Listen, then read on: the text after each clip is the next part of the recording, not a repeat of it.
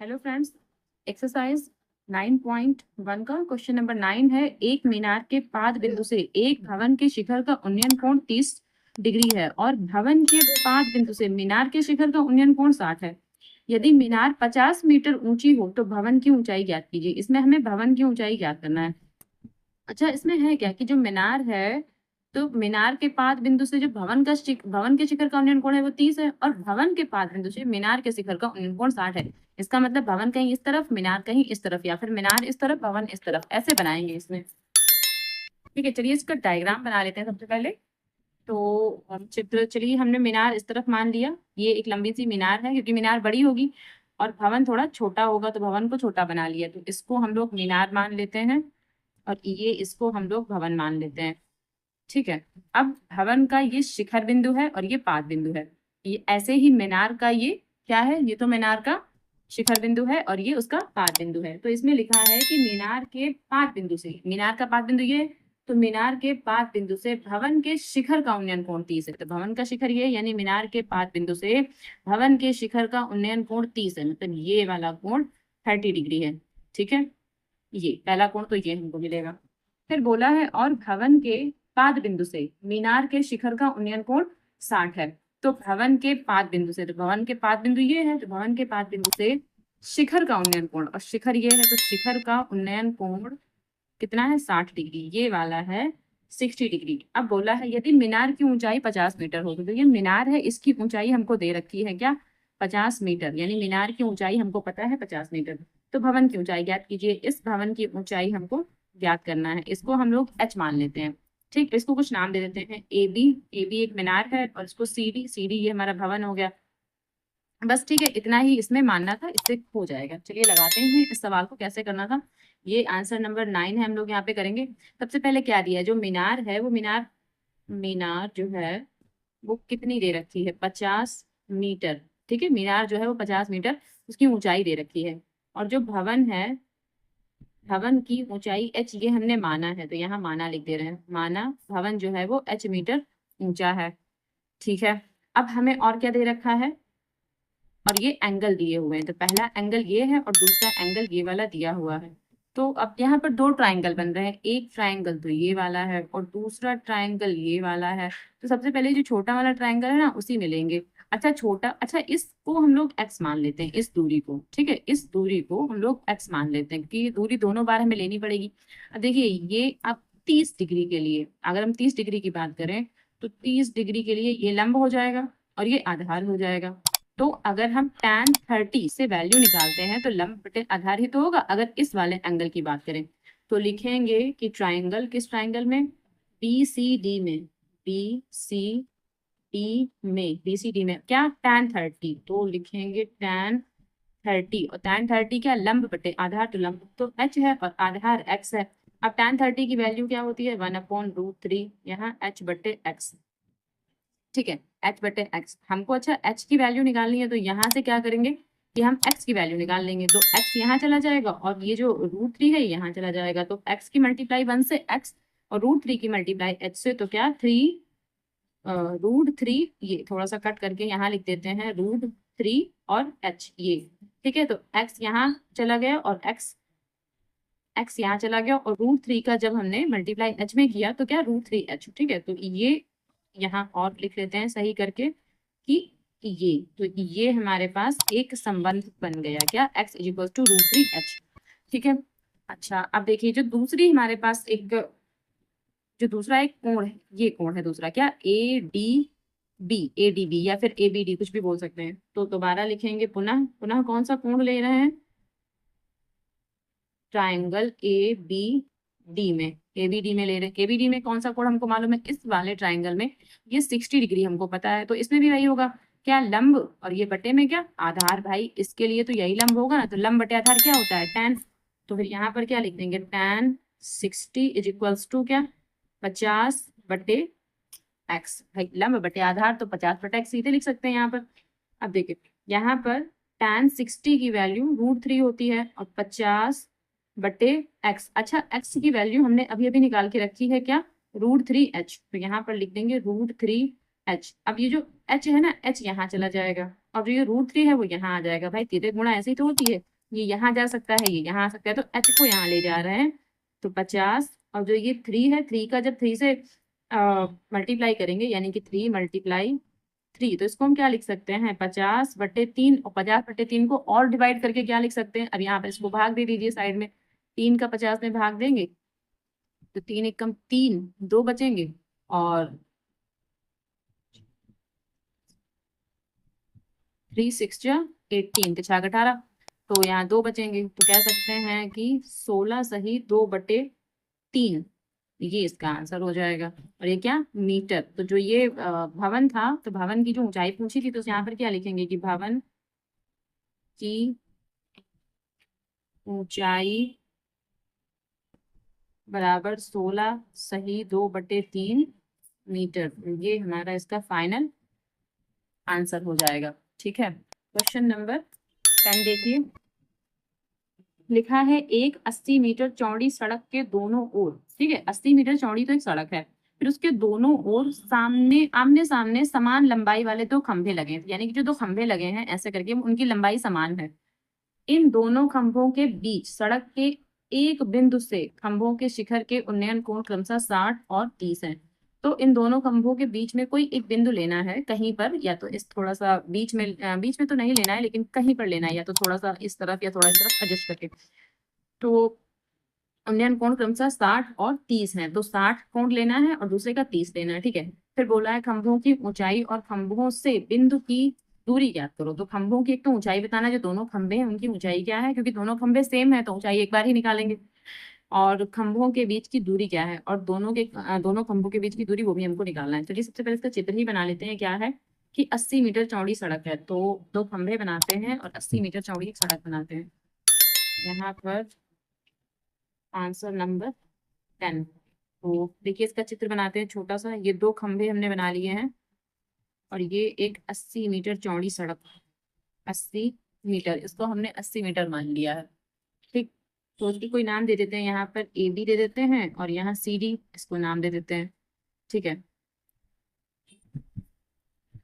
अब बोला है कि इन दोनों खंभों के बीच सड़क के एक बिंदु से, तो इन दोनों खंभों के बीच सड़क के किसी एक बिंदु, चलिए यहाँ एक बिंदु ले लेते हैं, एक बिंदु से खंभों के शिखर के उन्नयन कोण क्रमशः 60 और 30 है। तो एक को हमें 60 बनाना है, एक को 30 बनाना है, तो चलिए बना लेते हैं, इसको 30 बना लेते हैं और इसको 60 बना लेते हैं। ठीक है, इसको 60 डिग्री बना लेते हैं। अच्छा, अब ये पूरी जो दूरी है वो 80 है, तो अगर हम इतनी दूरी को x मानते हैं तो फिर इतनी दूरी को हमें क्या मानना पड़ेगा, 80 माइनस x, भाई यही तो मानेंगे। और इसको कोई नाम दे देते हैं, तो ए बी सी डी, इसको हम चलिए ई नाम दे देते हैं, इस पॉइंट का नाम ये ई पॉइंट है, ये वाला। ठीक है, तो चलिए लिखना शुरू करते हैं। तो सबसे पहले जो खंभे हैं, तो ए बी, अच्छा ये दोनों खंभे समान हैं तो ये h ऊंचाई मान लेते हैं, इन दोनों की ऊंचाई h मान लेते हैं। तो ए बी जो ये खंभा है, ठीक है, उसकी ऊंचाई h मीटर ये हमने माना है। ठीक है, माना लिख दे रहे हैं यहाँ पर। और जो ये हमारा सी डी खंभा है, सी डी जो खंभा है, तो उसकी ऊंचाई भी h मीटर ही है। ठीक है, दोनों ऊंचाई सेम है, h मीटर ही है। और जो ये बीई है, तो इसको हमने माना बीई, तो बीई जो ये दूरी है उसको अगर हम x मीटर मान लेते हैं, तो फिर जो ये ई और डी, ई डी या फिर डीई, तो जो ये डीई दूरी है वो क्या हो जाएगी, 80 माइनस x मीटर, इसको हम ये मान लेंगे। ठीक है, अब बस क्या, सबसे पहले किस ट्राइंगल में, इस वाले ट्राइंगल की बात करते हैं, ए बी ई में, तो क्या लिखेंगे, triangle A B E, A B E में, ट्राइंगल ए बी ई में। देखिए tan 60 क्या होगा, लंब बटे आधार, तो h अपॉन x हो जाएगा। तो यहाँ पर लिखेंगे tan 60 इज इक्वल्स टू क्या, h अपॉन x। और इसकी वैल्यू क्या होती है, इसकी वैल्यू होती है √3, तो √3 अपॉन x, यानी कि tan 60 की वैल्यू √3, तो √3 अपॉन x लिख दिया हमने। अच्छा, यहाँ से x यहाँ ले जाते हैं, या फिर चलिए ठीक है x यहीं ले जाते हैं और यहाँ पर h, ये इक्वेशन नंबर, इसको हम फिलहाल 1 मान लेते हैं। ठीक है, अब दूसरा जो ट्राइंगल है वो क्या है, सी डी ई, तो आप लिखेंगे पुनः ट्राइंगल सी डी ई में। ठीक है, इसमें क्या लिखेंगे, देखिए अब जो ये tan 30 होगा, तो tan 30 equals to h upon क्या 80 माइनस एक्स, क्योंकि लंब बटे आधार, तो आधार ये लेना है। ठीक है, तो लिखेंगे यहाँ पर tan 30 is equals to h upon 80 minus x, और tan 30 की value 1/√3, 1/√3 h upon 80 minus x. अब इसकी भी तिरे गुणा कर देते हैं, यानी कि जो √3 है यहाँ जाएगा और 80 माइनस एक्स पूरा का पूरा यहाँ जाएगा, तो लिख देंगे 80 minus x is equals to √3 into H. इसको हम ऐसे लिख सकते हैं। चलिए अब यहाँ इधर सॉल्व करते हैं इसको थोड़ा सा। तो यहाँ से लिखेंगे क्या 80, अच्छा 80 माइनस एक्स तो ये ऐसे ही ठीक है। अब यहाँ देखिए एच की वैल्यू क्या लिखेंगे, √3x लिखेंगे। तो इज इक्वल्स टू √3, यहाँ √3 तो पहले से था, अब ये h लिखा हुआ है, ये वाला h। ठीक है, जो ये वाला h लिखा हुआ है इसकी जगह पर मल्टीप्लाई, इसकी जगह पर हम क्या लिखेंगे, जो ये हमने वैल्यू निकाली थी, h की वैल्यू क्या निकाली थी, √3x निकाली थी, तो बस यहाँ पर हमें √3x ही लिखना है। तो 80 माइनस एक्स, अब ये √3 मिला के क्या हो जाएंगे 3x, तो फिर 80 बराबर 3x, और ये जब यहाँ जाएगा तो प्लस का x बन जाएगा, तो 80 बराबर, और ये कितने 4x हो जाएंगे। अब इसको घटा देंगे, अब इसको डिवाइड कर देंगे, तो 4, तो यहाँ 4 दूनी 8 और ये 0, इसका मतलब x बराबर 20 मीटर। तो जो x की वैल्यू आ रही है, ये वाला x की वैल्यू कितनी आ रही है, ये 20 मीटर आ रही है। तो फिर ये जो ED इसकी वैल्यू क्या हो जाएगी, 80 माइनस 20, इसका मतलब ये क्या कितनी 60 मीटर। तो ये आ गई 20 मीटर और ये वाली आ गई हमारी 60 मीटर। चलिए, तो दो हमारे पास दूरियां तो हमने निकाल दी हैं, लेकिन हमें और क्या बोला था, और बोला था कि खंभा, जो ये खंभा है ना, वो उसकी ऊंचाई कितनी थी वो बताना था हमको। तो अब यहाँ साइड में लिख लेंगे कि खंभे की ऊंचाई, अच्छा खंभे की ऊंचाई इस इक्वेशन से निकाल सकते हैं आराम से। तो यहाँ लिखेंगे समीकरण 1 से, तो समीकरण 1 से, समीकरण 1 कहाँ ये लिखी हुई है, इसको लिख लेंगे √3x is equals to h, और √3 की वैल्यू क्या है हमारे, √3 तो अच्छा ऐसे ही लिखा रहेगा, और x की वैल्यू क्या है, x की वैल्यू 20 है, 20 लिख देंगे इज इक्वल्स टू h। तो हम कह सकते हैं h बराबर 20√3, तो जो ये 20√3 है ये हमारा खंभे की ऊंचाई आ गई, ये वाली इतनी। तो अब बस इसको सारे के सारे जो आंसर है वो एक साथ एक बार लिख देंगे। तो यहाँ लिखेंगे सबसे पहले की खंभे की ऊंचाई, या खंभों की ऊंचाई, दो खंभे थे, चलो खंभों की ऊंचाई इक्वल्स टू 20√3 मीटर, ये हो गया। और दूसरा क्या बोला है कि दूरियां, तो दूरी पहले दूरी BE कितना है, ये 20 मीटर है, और दूसरी जो दूरी है उसको हम दूरी DE ले रहे हैं, तो दूरी DE इक्वल्स टू कितना 60 मीटर। तो ये तीनों हमारे आंसर हो गए, ये तीनों आंसर आएंगे इसमें। ठीक है, क्वेश्चन नंबर 11 है, एक नहर के एक तट पर एक टीवी टावर ऊर्ध्वाधरता खड़ा है। तो ये नहर है और ये टीवी टावर है जो ऊर्ध्वाधरता मतलब बिल्कुल सीधा स्ट्रेट खड़ा हुआ है। टावर के ठीक सामने दूसरे तट के, अच्छा ये दूसरा तट ये है, एक अन्य बिंदु से टावर के शिखर का उन्नयन कोण 60 है। तो ये एक तट यहाँ पर है, एक तट यहाँ पर है, यानी कि इतनी सी जो ये बीच की है पोर्शन वो शायद ये नहर है। तो ये वाला जो कोण है ये 60 डिग्री उन्नयन कोण बताया है। ठीक है, इसी तट पर इस बिंदु से 20 मीटर दूर, अब इस बिंदु से 20 मीटर दूर ये तट पर है। ठीक है, 20 मीटर दूरी ले ली गई है। फिर बोला है इस बिंदु को मीनार के पास से मिलाने वाली रेखा पर स्थित एक अन्य बिंदु से टावर के शिखर का उन्नयन कोण 30 है। तो यहाँ से जो टावर के शिखर का उन्नयन कोण है वो 30 है, यहाँ से 60 है और यहाँ से 30 है, और यहाँ के बीच की दूरी कितनी 20 मीटर है। ठीक है, फिर बोला टावर की ऊंचाई, तो टावर की ऊंचाई एक तो हमें ये फाइंड आउट करना है, और क्या नहर की चौड़ाई। अच्छा नहर ये सिर्फ इतनी नहर है भाई, ये तो तट है ठीक है, लेकिन नहर सिर्फ इतनी है यहाँ पर। तो नहर की चौड़ाई हमको सिर्फ इतना ज्ञात करना है, और ये इतना पोर्शन ये ज्ञात करना है। ठीक है, चलिए लगाते हैं इस सवाल को। अच्छा, चित्र तो इसमें बना हुआ ही था, तो इसको हम लोग मान लेते हैं h और इसको मान लेते हैं x। ठीक है, तो लिखेंगे कि टावर माना टावर की ऊंचाई, और टावर की ऊंचाई को हम लोग क्या मान रहे हैं h मीटर, को h मीटर मान रहे हैं। और जो ये दूरी सीधी है तथा जो ये नहर, अच्छा ये दूरी नहीं, इसको नहर लिखते हैं सीधे सीधे, तो नहर की चौड़ाई, और नहर की चौड़ाई को हम लोग x मीटर मान लेते हैं, ये वाला। ठीक है, बाकी चीजें हमको दे रखी है। तो सीधा सीधा हम आते हैं सवाल पे, कहाँ ट्राइंगल ACB में सबसे पहले कि त्रिभुज ए बी सी में, ए सी बी या ए सी बी कुछ भी लिख सकते हैं। तो त्रिभुज ए बी सी में, तो त्रिभुज ए बी सी में अब हम क्या लिखेंगे कि tan 60 इज इक्वल्स टू क्या, ये लंब और ये आधार, तो h अपॉन x। तो क्या लिखेंगे कि tan 60 is equals to h upon x, और tan 60 की वैल्यू हम जानते हैं √3 होती है, तो √3 h अपॉन x। अब x यहाँ चला जाएगा, इसका मतलब √3x is equals to h। ये इक्वेशन नंबर 1 बन गई हमारी। ठीक है, अब जो दूसरा वाला बड़ा वाला ट्राइंगल है क्या, ए डी डी, तो लिखेंगे पुनः, अब पुनः किस ट्राइंगल की बात कर रहे हैं, ए बी डी, तो ए बी डी में, अच्छा ए बी डी में क्या, कि जो tan 30 है, ठीक है, tan 30 इज इक्वल्स टू क्या, A B upon B D, यानी कि h अपॉन 20 प्लस एक्स, इसमें क्या लेंगे 20 प्लस एक्स ले लेंगे, तो लिखेंगे tan 30 is equals to h upon 20 plus x, 20 plus x ले लेंगे। ठीक, अब tan 30 की वैल्यू हम जानते हैं 1 अपॉन √3 होती है, तो लिख लेंगे। अब 20 प्लस एक्स, और 20 प्लस एक्स तो ऐसे ही लिखा रहेगा। अब 20 प्लस एक्स की यहाँ मल्टीप्लाई कर देंगे तो 20 प्लस एक्स ऐसे लिखा रहेगा, और √3 की h से मल्टीप्लाई करेंगे तो √3h हो जाएगा। ठीक है, अब देखिए 1 मिनट। ठीक है, अब देखिए 20 plus x is equals to √3। अच्छा, h की वैल्यू क्या रखेंगे, जो हमने अभी अभी जस्ट यहाँ पर निकाल के रखी ना, h की वैल्यू √3x, तो ये यहाँ पर लिख देंगे क्या, √3x, ये हमने h की वैल्यू भी यहाँ पर लिख दी। यहाँ से क्या हो गया, 20 plus x is equal to √3 3 बन गया, 3x हो गया। तो यहाँ पर 20 इज इक्वल्स टू 3x, और जब ये x इस तरफ ले जाएंगे तो माइनस का x बन जाएगा, तो इसका मतलब 20 इज इक्वल्स टू, और 3x में से 1x जाएगा तो 2x बचेंगे।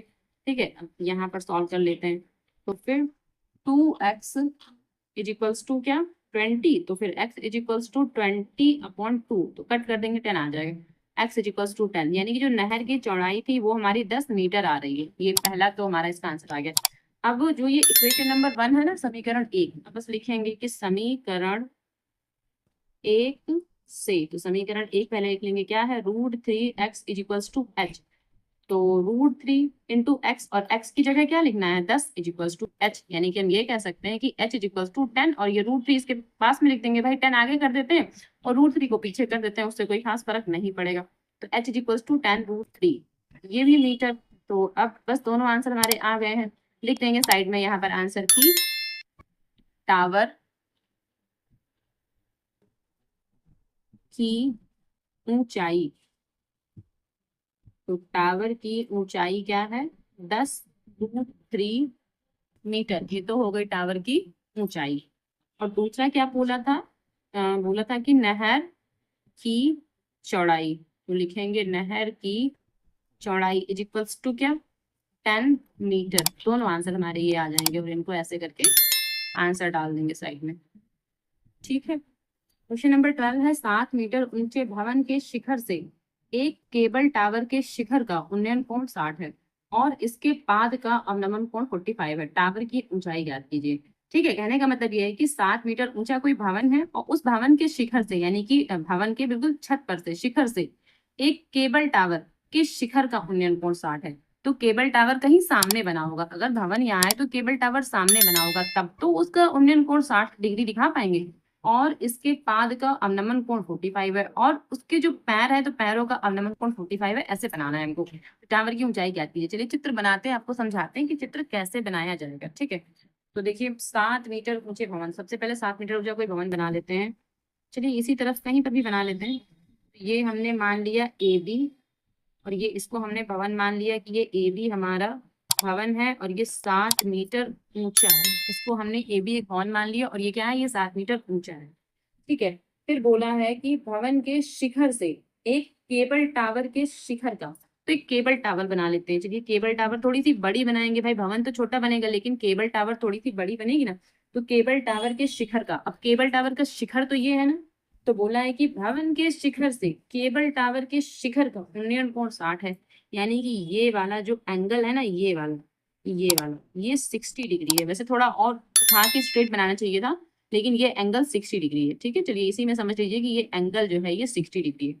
ठीक है, और इसके पाद का अवनमन कोण, तो जो केबल टावर है इसके पाद का अवनमन कोण 45 है, यहीं से, क्योंकि कोई दूसरा पॉइंट दिया नहीं, इसका मतलब यहीं से जो अवनमन कोण है वो 45 है। अच्छा, अवनमन कोण कैसे बनाते हैं, जैसे यहाँ से अवनमन कोण बनाएंगे ऐसे, अवनमन कोण मतलब यहीं से लेना है, तो नीचे की ओर देखते हुए अवनमन कोण ऐसे करके बनाते हैं, तो ये वाला अवनमन कोण हो जाएगा 45। तो ये अगर 45 है तो फिर इसका मतलब कि ये भी 45 हो जाएगा। अगर ये 45 है तो इसका मतलब ये भी 45 हो जाएगा। ठीक है, क्योंकि एकांतर कोण होते हैं, इस वजह से ये 45 तो ये भी 45 हो जाएगा। अब बस कोई नाम दे देते हैं। जो केबल टावर है हमारी वो मान लेते हैं CD, और इस बिंदु को E मान लेते हैं। ठीक है, और इसमें पूछा गया है कि टावर की ऊंचाई, तो जो ये केबल टावर है हमारी ना, इस पूरे की ऊंचाई हमको पूछा है। अच्छा, एक चीज देखिए, इस सवाल में इतना तो 7 सेंटीमीटर है, पहले से ही हमको पता है कि इतना तो 7 सेंटीमीटर है ही, है ना, पहले से पता है। सिर्फ इतना निकाल लेते हैं और उसमें 7 जोड़ देंगे। भाई इसको अगर हम h मान लेते हैं तो h में अगर 7 जोड़ देंगे, h की जो भी वैल्यू आएगी अगर हम उसमें 7 जोड़ देते हैं तो क्या हो जाएगा, ये पूरे की वैल्यू निकल के आ जाएगी। तो बस हमें यही निकालना है, केबल टावर की ऊंचाई। ठीक है, तो लिखेंगे माना दूरी। अब हम इसको फिलहाल दूरी लिख रहे हैं कि दूरी जो CE है उसको हमने h मीटर माना हुआ है। ठीक है, और अच्छा इसको x मान लेते हैं। भाई ये DB, तो और जो DB है, DB उसको हमने x मीटर ये भी मान लिया है। बस चलिए, अब हमें क्या करना है कि पहले सबसे पहले जो ये छोटा वाला ट्राइंगल दिख रहा है तो लिखेंगे कि ट्राइंगल ABD में, अच्छा ट्राइंगल ABD में क्या, tan 45। भाई tan ही लेंगे, 45 लेंगे, और ये लंब है, ये आधार है। भाई इसके सामने की बजाय ये लंब कहलाएगी, तो लंब बटे आधार, इसका मतलब 7/x। तो यहाँ पर क्या लिख देंगे, 7/x लिख देंगे। और tan 45 की वैल्यू 1 होती है, तो x इज इक्वल्स टू, अच्छा x यहाँ चला जाएगा, x इज इक्वल्स टू क्या, 7। यानी कि ये वाली जो दूरी है ये कितनी आ गई, 7 आ गई। x की वैल्यू क्या आ गई, 7 आ गई, हमको पता चल गया। अच्छा, अब ये वाला लेंगे, कौन सा लेंगे, ये वाला, ये इतना, सिर्फ इतना, इतना। ठीक है, अब सिर्फ इतना लेंगे, इतना, ये वाला छोटा सा जो ये बना हुआ है। तो लिखेंगे पुनः ट्राइंगल, किस ट्राइंगल की बात कर रहे हैं, ACE में, तो ACE में या ECA कुछ भी लिख सकते थे, में ACE में क्या ले रहा है, tan 60। तो tan 60 क्या लेंगे, tan 60 डिग्री। अब tan 60 डिग्री का मतलब क्या है, ये देखिए, tan 60 डिग्री का मतलब ये है कि जो ये लिखा हुआ है, ये CE, भाई ये सामने की भुजा लंब, तो लंब बटे आधार होता है, तो CE बटे EA। अच्छा, जब ये 7 है तो ये वाला भी तो इतना 7 ही होगा, ये वाला भी तो 7 ही होगा। या फिर पहले एक बार x लिख लेते हैं, दोबारा x की वैल्यू यहाँ पर 7 रख देंगे, जैसे चाहें वैसे। तो ये h/x, क्या लिखेंगे, h/x। तो लिखते हैं कि h/x, और x की वैल्यू क्या, 7 है, तो यहाँ पर क्या लिख सकते हैं कि h/7, और tan 60 की वैल्यू √3 होती है, तो h/7। अब 7 यहाँ मल्टीप्लाई कर जाएगा, तो 7√3 इज इक्वल्स टू क्या, h। तो जो h की वैल्यू आ रही है, यहाँ देखिए, इस h की वैल्यू क्या है, 7√3। लेकिन हमें क्या निकालना, तो हमें तो इस टावर की वैल्यू निकालनी थी ना, कि टावर की जो पूरी लंबाई है वो क्या है। तो यहाँ पर लिखेंगे, ये तो h की वैल्यू आ गई, चलिए ठीक है। अब लिखेंगे कि टावर, ये शायद, ओके, टावर की लंबाई या दूरी कुछ भी लिख सकते हैं। तो टावर की लंबाई क्या होगी, तो कि ये पूरा टावर है, क्या टावर है, CD। भाई टावर पूरा CD हमने माना है, तो CD क्या है, CE प्लस ED। तो CE प्लस ED। ठीक है, अच्छा CE कितना है, CE H है, तो H हमने अभी अभी निकाला है क्या, 7√3। ठीक है, और ये ED क्या है, ED हमारा ये 7 है, तो ये 7 हो गया। अब 7 और 7 एलसीएम ले लेंगे, तो यहाँ बचेगा √3 और यहाँ 1, ये मीटर। तो ये आंसर आ जाएगा हमारा, बस इतना आंसर हो जाएगा। क्वेश्चन नंबर 13 देखिए, समुद्र तल से 75 मीटर ऊंची लाइट हाउस के शिखर से देखने पर दो समुद्री जहाजों के अवनमन कोण 30 और 45 है। ठीक है, तो कोई लाइट लगी हुई है या लाइट हाउस है कुछ समुद्र तल से 75 मीटर की ऊंचाई पर है वो, और दो समुद्री जहाजों को देख रहे हैं जिनके की अवनमन कोण 30 और 45 है। यदि लाइट हाउस के एक ही ओर दोनों जहाज एक दूसरे के ठीक पीछे, यानी एक जहाज आगे है एक जहाज पीछे है, पर एक ही ओर है, अगर लाइट यहाँ है तो दोनों जहाज इधर ही है, या फिर लाइट यहाँ है तो दोनों जहाज इस तरफ ही है, एक दूसरे के पीछे हैं। ठीक है, ऐसे नहीं करेंगे कि लाइट यहाँ बना लेंगे, एक जहाज इस तरफ, एक जहाज इस तरफ और एक जहाज इस तरफ, ऐसे नहीं बनाएंगे। ठीक है, यानी कि एक लाइट हाउस ऐसे बनाएंगे और एक जहाज यहाँ एक जहाज यहाँ, एक के पीछे एक जहाज, ऐसे बनाना है। यदि लाइट हाउस के एक ही ओर, ठीक है, पढ़ चुके हैं, तो दो जहाजों के बीच की दूरी, तो जो जो जहाज है दोनों, एक यहाँ कहीं होगा एक यहाँ कहीं होगा और लाइट हाउस कहीं यहाँ है, तो उन जहाजों के बीच की दूरी हमें ज्ञात करनी। ठीक है, और दोनों हमें अवनमन कोण दे रखे हैं, चलिए बनाते हैं चित्र। सबसे पहले क्या बनाएंगे कि समुद्र तल से 75 मीटर ऊंची लाइट हाउस। तो सबसे पहले लाइट हाउस ही बना लेते हैं। चलिए देखिए कैसे बनाएंगे इसको। सबसे पहले एक चित्र बनाते हैं। इसको हम लोग मान लेते हैं कि 75 मीटर ऊंचा है और ये लाइट हाउस है। ठीक है, ए बी, ये क्या है, ये लाइट हाउस। ओके, ये हमारा लाइट हाउस हो गया। अब दो जहाज ले लेते हैं। एक मान लीजिए यहाँ पर है, एक मान लीजिए यहाँ है, क्योंकि एक ही तरफ दोनों को बनाना है तो हम ऐसे से बना सकते हैं। फिर एक यहाँ है और एक यहाँ है। ठीक है, और ये चित्र ऐसे बनेगा हमारा कुछ। ठीक है, और अच्छा इसमें बोला गया है, इसमें ये बोला है कि अवनमन कोण 30 और 45 है। तो अवनमन कोण कैसे बनते हैं? अवनमन कोण तो ऐसे बनते हैं ना, आंख की 36 दिशा में देखते हुए अवनमन कोण बनते हैं। तो एक 30 है, एक 45 है। अच्छा 30 कौन सा होगा, 45 कौन सा होगा? जब हम जितना पास जाते जाते हैं किसी बिंदु के, जितना पास जाते हुए चले जाएंगे, तो वो कोण उतना ही बड़ा होता चला जाता है। यानी कि दूर वाला कोण हमेशा छोटा बनेगा और पास वाला कोण हमेशा बड़ा बनेगा। तो दूर वाला कोण ये है, ये 30 बनेगा और ये 45 बनेगा। लेकिन हम किसको लेंगे? इसको हम ले रहे हैं क्या, 45, और इसको ले रहे हैं 30। ये वाला 30, जब ये 30 तो भाई ये 30 हो गया। ठीक है, अनुमान कोण ही तो बनाने थे। और ये वाला इतना 45 है, इतना, ये वाला इतना 45 है, तो फिर ये वाला भी 45 हो गया, क्योंकि ये एकांतर कोण होते हैं जैसे बना लिए जाते हैं। तो ये बस हमारे कोण बन गए। हमें ये वाली दूरी इतनी, ये दूरी है ना एक्स, इसको मान लेते हैं। एक्स दूरी हमें निकालनी है। ये ए बी, इसको सी पॉइंट मान लेते हैं, इसको डी पॉइंट मान लेते हैं। चलिए अब बस लगाएंगे। अच्छा इसको भी कुछ मान लेते हैं, फिर इसको वाई मान लेते हैं। फिलहाल के लिए हमें ये वाई नहीं निकालना है, हमें सिर्फ एक्स ही निकालना है इसमें। तो जहां वाई आएगा उसको रिप्लेस कर देंगे। ठीक है, चलिए लगाते हैं सवाल। देखिए कैसे। तो जो लाइट हाउस है वो 75 है। ए बी एक लाइट हाउस है, वो 75 मीटर है, वो हमको दिया हुआ है, पहले से पता है। ठीक है, और ये हमने माना है, किसको माना है, माना ये डीसी माना है। डीसी, जो डीसी है उसको हमने एक्स मीटर माना हुआ है, कि जो दो जहाज हैं, ये जहाजों के बीच की दूरी को हमने क्या एक्स माना है। अच्छा, और ये इसको हमने वाई माना है, तो ये लिख लेते हैं कि हमने सीबी को वाई मीटर मान लिया है। ये भी ठीक है। अब बस वही अपना ट्राइंगल ले लेते हैं कि ट्राइंगल ए सी बी में सबसे पहले क्या, ट्राइंगल ए सी बी या फिर ए बी सी, कुछ भी लिख सकते हैं इसमें से। तो हम ए बी सी ही लिख दे रहे हैं, सीक्वेंस में लिख दे रहे हैं। ट्राइंगल ए बी सी में यहाँ क्या, tan 45, तो यहाँ लिख देंगे tan 45 इज इक्वल्स टू क्या, A B upon D C, यानी कि लंब बटे आधार। तो लंब हमारा कितना है 75, और आधार क्या है यहाँ वाई है, तो 75 अपॉन वाई हो जाएगा। अब ये tan 45 की वैल्यू 1 हो जाएगी, यानी कि 75 अपॉन वाई, ये ऐसे लिख दिया जाएगा। अब वाई इस 1 से मल्टीप्लाई करेगा तो यहाँ वाई हो जाएगा। तो वाई की वैल्यू क्या निकल के आ रही है, 75, यानी कि जो ये वाई है ना, इसकी वैल्यू भी 75 निकल के आ रही है। ठीक है, हमें तो एक्स निकालना था। चलिए अब जो ये बड़ा वाला कोण है, ये वाला, इसमें ले लेंगे। तो लिखेंगे पुनः किस में, कोण ए बी डी में। कोण ए बी डी में क्या, tan 30, tan 30 is equals to, tan 30 क्या, ये A B upon B D. तो क्या, A B upon B D, A B upon B D, यानी कि 75 और अपॉन में एक्स प्लस वाई। ठीक है, या A B upon B D ना ही लिखते तो भी कोई बात नहीं। चलिए tan 30 की वैल्यू 1/√3, और ए बी क्या है 75 है, और बी डी क्या है एक्स प्लस वाई। भाई बी डी पूरा लेना है तो ये एक्स, और ये वाई पूरा ही लेंगे, तो एक्स प्लस वाई।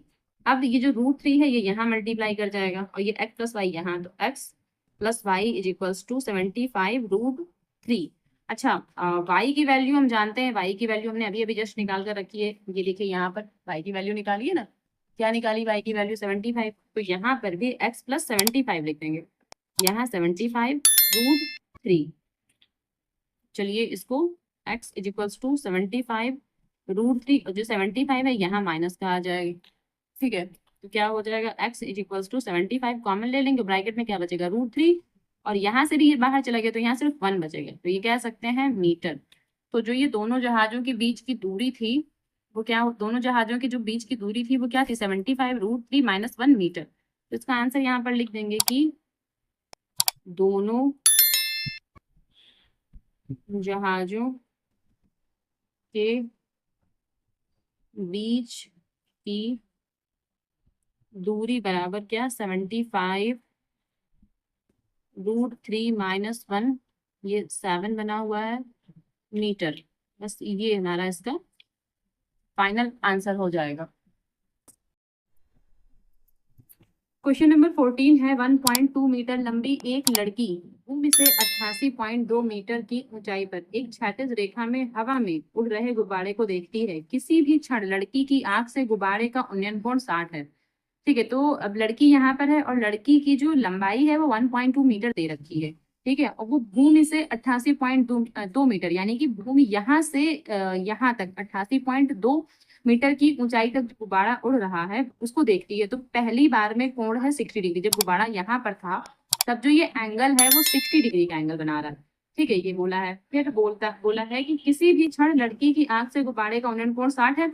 कुछ समय बाद उन्नयन कोण घटकर 30 हो जाता है। तो जब गुब्बारा यहाँ से यहाँ गया ना तब तो ये उन्नयन कोण 30 हुआ, तो फिर ये उन्नयन कोण कितना 30 हो गया। जब यहाँ से यहाँ तो ये उन्नयन कोण कितना 30 हो गया है। फिर कहा है कि इस अंतराल के दौरान गुब्बारे द्वारा तय की गई दूरी ज्ञात कीजिए। तो यानी अंतराल के दौरान मतलब यहाँ से जब गुब्बारा यहाँ गया है, पहले यहाँ था, तो जब गुब्बारा यहाँ से यहाँ गया है उस समय हमको दूरी ज्ञात करनी है। ये वाली दूरी क्या है ये हमको ज्ञात करना है। ठीक है, अच्छा एक चीज और, यहाँ पर 88.2 यहाँ जमीन से दिया हुआ है, मतलब भूमि से यहाँ तक 88.2 है और लड़की की आंख से देखा जा रहा है। मतलब क्या कि जो लड़की की लंबाई है ना इसमें से घटा देंगे तो इतनी लंबाई रह जाएगी, सिर्फ इतनी लंबाई हमको लेनी है यहाँ पर। ठीक है, तो चलिए सॉल्व करते हैं इसको।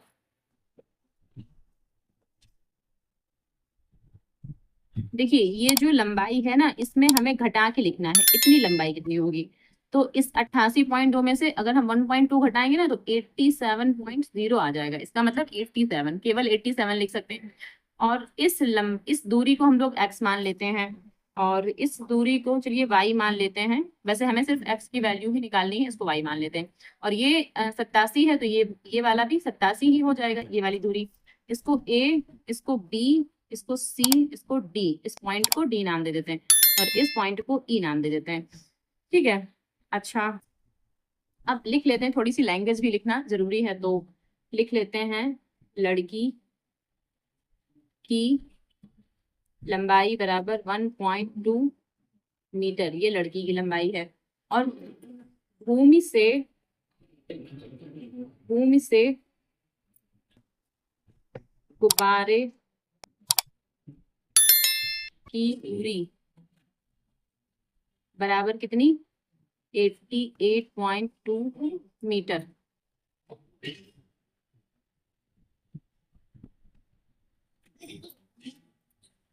अब सबसे पहले जो ये ट्राइंगल है हमारा, ये वाला बड़ा वाला ट्राइंगल या फिर छोटा ट्राइंगल ही ले लेते हैं। छोटा ट्राइंगल क्या है CED।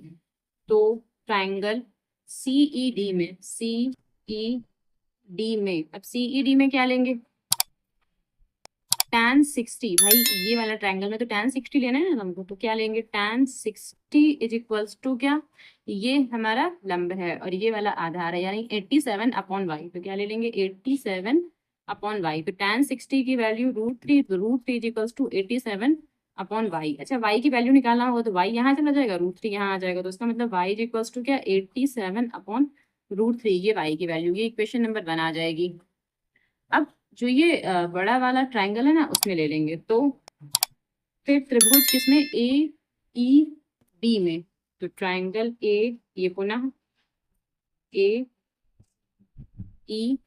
AEB में और इसमें क्या लेना है tan 30 डिग्री। तो लिखेंगे tan 30 इज इक्वल्स टू कितना 87 अपॉन, और ये x प्लस वाई, भाई दोनों को जोड़ के तो लेंगे ये पूरा ऐसे, तो ये 87/x प्लस वाई। तो यहाँ पर x प्लस वाई, tan 30 की वैल्यू 1/√3, तो यहाँ 87/x प्लस वाई। तो x तो ऐसे लिखा रहेगा क्योंकि हमें x की वैल्यू ही फाइंड आउट करनी है और y की वैल्यू ये जो i है ये यहाँ पर रिप्लेस कर देंगे, यानी कि y यहाँ पर y की जगह ये इतना रख देंगे 87/√3।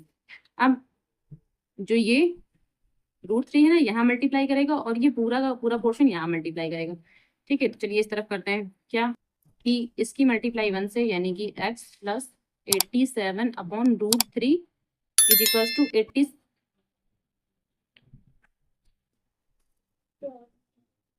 87 का √3 से करेंगे तो 87√3।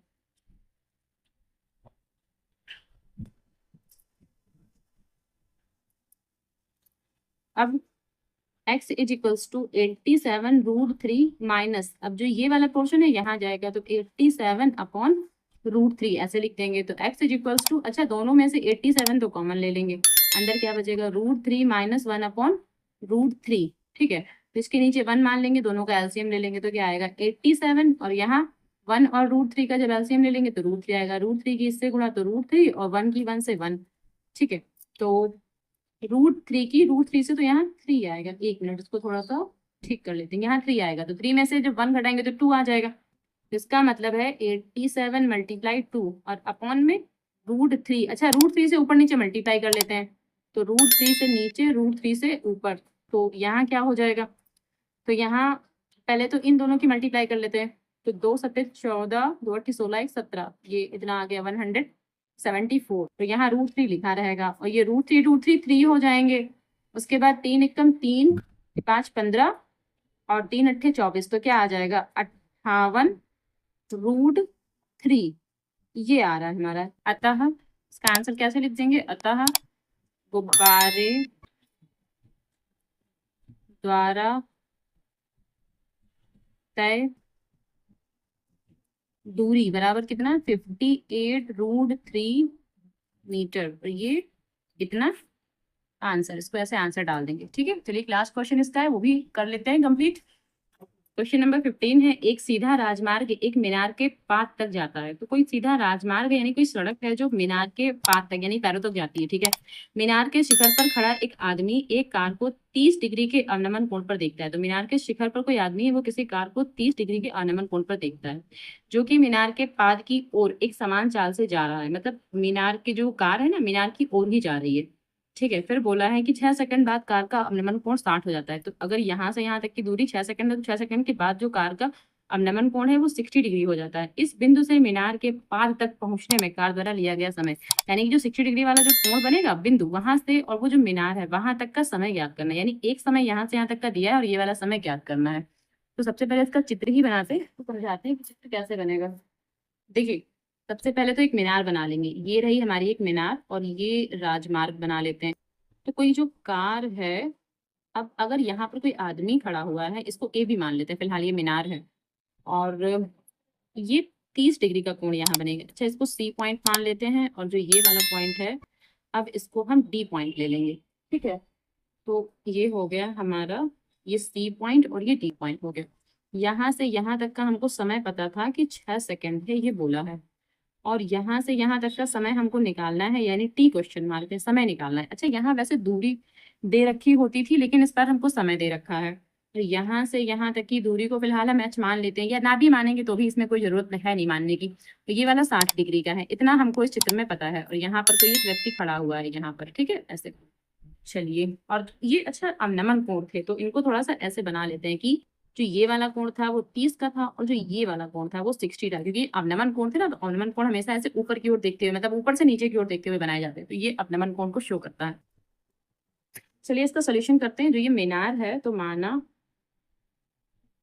मीनार ए बी, ये ए बी मीनार है, वो एच मीटर हमने उसको मान लिया है, ठीक है। और जो ये सी डी, जो ये समय है, सी डी का जो समय दे रखा है, सी से डी तक जाने में जो समय लगेगा वो क्या है 6 सेकंड का समय लगेगा, 6 सेकंड का समय लगेगा। और जो ये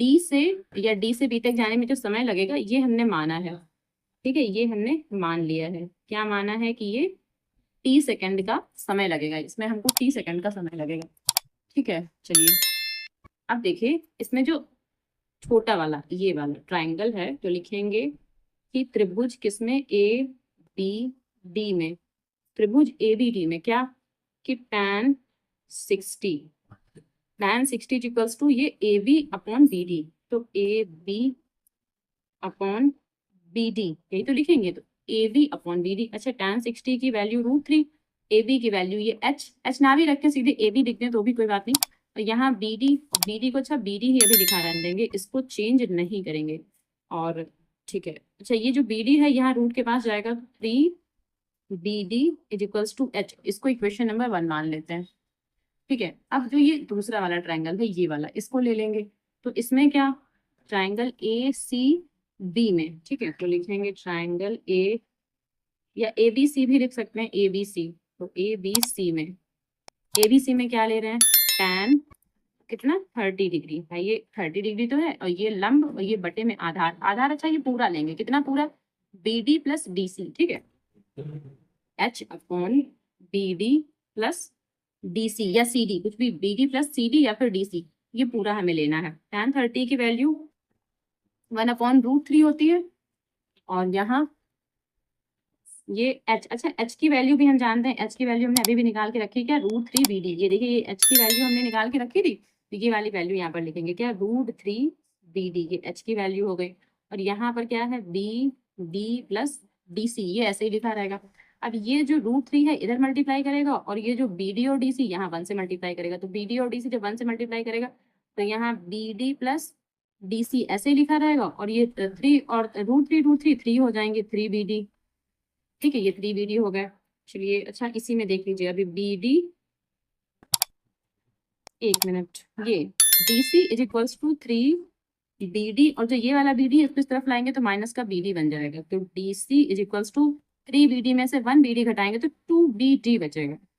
यहाँ से एक हमारा रिलेशन बन गया, ये एक रिलेशन हमने बना लिया, ठीक है। अब देखिए, अब ये जो दूरी हमारी CD दे रखी है, तो लिखेंगे कि दूरी CD, अच्छा दूरी का फार्मूला क्या होता है, चाल गुणे समय या फिर समय गुणे चाल, कुछ भी लिख सकते हैं, तो चाल गुणे समय। अच्छा चाल हमें इन दोनों की नहीं मालूम है, इसकी और इसकी हमें चाल नहीं मालूम है, तो चलिए चाल को हम y, और यहाँ पर भी चाल को y, क्योंकि एक समान चाल बोला है तो चाल को हम y दोनों की चाल y मान लेते हैं, तो चाल को तो y लिख देते हैं मल्टीप्लाई, और समय को क्या लिख देते हैं, समय को यहाँ 6 है तो 6 लिख देंगे, क्योंकि वो CD के लिए समय निकाल रहे हैं ना, तो ये CD का समय है, तो CD बराबर कितना, 6y, ये इक्वेशन नंबर 1 बना ली हमने।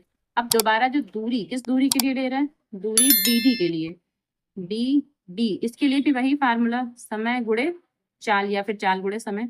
तो अच्छा ये जो BD दूरी है, BD ऐसे लिखा रहेगा, और समय, समय इसमें T है, T हमने माना है, और चाल कितना है, y है, तो BD इज इक्वल्स टू क्या, TY, ये इक्वेशन नंबर 2 हो जाएगी।